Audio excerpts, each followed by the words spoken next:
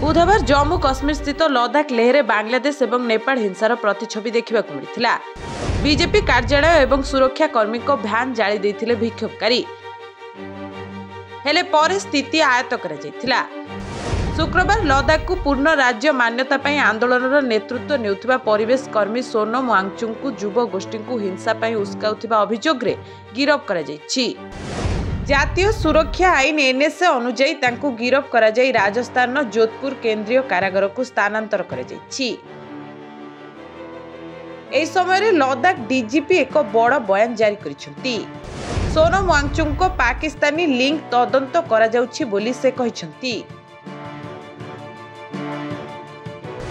पाकिस्तान बांग्लादेश सह थिला संपर्क।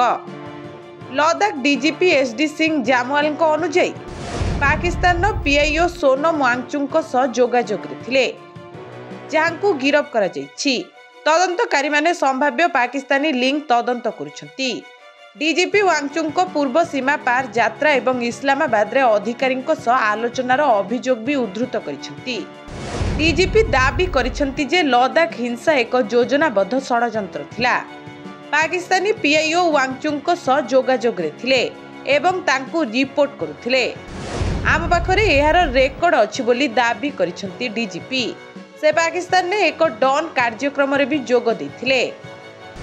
वांगचुक बांग्लादेश मध्य गस्त करथिले, जाहाकु नै एबे तांको उपरे एक बड़ प्रश्नवाची सृष्टि होइछि। आ अन्यपटे पूर्वरु ही विवादीय रहिछि काश्मीर। एठी पाकिस्तान प्रादुर्भाव पूर्वरु रहिथिबा बेले एबे वांगचुक को पाकिस्तान लिंक अनेक प्रश्न सृष्टि करिछि। काहिंकी लेहरे अशांति।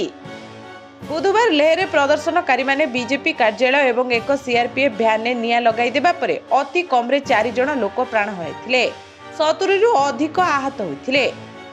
डीजीपी कहिसेंती जे जेबेठारु लद्दाख एक केंद्रशासित अंचल होइछि सेबेठारु 6ठ अनुसूची एवं राज्य मान्यता पाई राजनैतिक दाबी बढ़ी चलिछि। सोनम वांगचुक हिंसा को उस्काइबार इतिहास रखिछंती।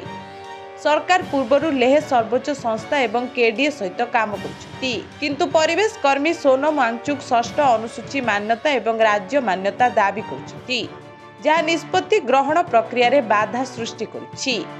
वांगचुक 35 दिनिया अनशनर 15 दिन रे ही प्राय 5000 रु 6000 लोकंक एक गोष्ठी सरकारी कोठा को क्षति पहुंचाइथिले।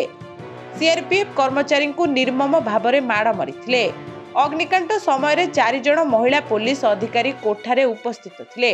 सेमाने आत्मरक्षा पाई गुली चलाइथिले, जेउथिरे 4 जनकर मृत्यु होइतिला बोली कहिसंती डीजीपी। सरकारको उपरे दोष लदिथिले वांगचुक। पुरस्कार प्राप्त परिवेशविद एवं कर्मी सोनम वांगचुक लद्दाख रे हिंसा पछरे बीजेपी प्रतिश्रुति अपूरण को दर्शाइथिले। से कहिथिले बीजेपी द्वारा 2020 रे दिया जाइथिबा प्रतिश्रुति उपरे यूटर्न एवं स्थानीय युवक मानक मध्यरे वर्ष वर्ष धरी बेकारी रहिबा द्वारा युवकंक मध्यरे असंतोष बढ़िथिला। वांगचुक कहिसंती जे अशांति लद्दाख को राज्य मान्यता एवं 6ठ अनुसूची अधीन रे अंतर्भुक्त करिबा दाबी करुथुबा हताश युवक मानकर एक जैविक विस्फोरण थिला।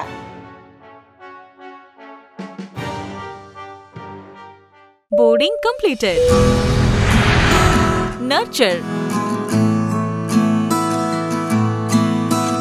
discover, fly with pride. TSG Gurukul, the ultimate home for your child.